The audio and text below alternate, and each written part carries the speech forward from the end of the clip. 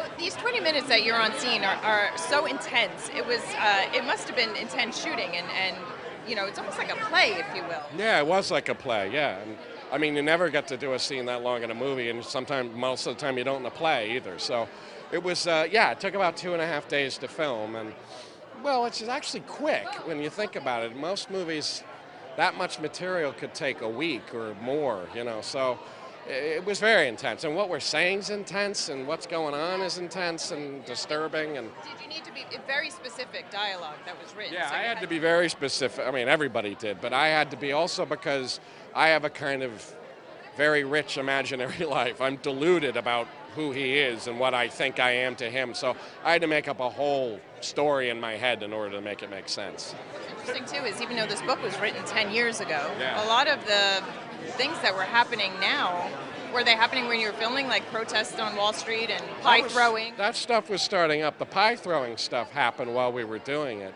Rupert Murdoch got hit with a pie. But yeah, all that stuff was starting up, yeah. But it's more amazing that the book was written 10 years ago and he saw it coming. But I guess this kind of stuff has been coming for a while, so. And then seeing Rob in this type of role, it'll be interesting for his fans to see him like this. What was he like working with and being so intense? He was great. I didn't know, I mean, I knew who he was, but I hadn't seen any of the Twilight movies.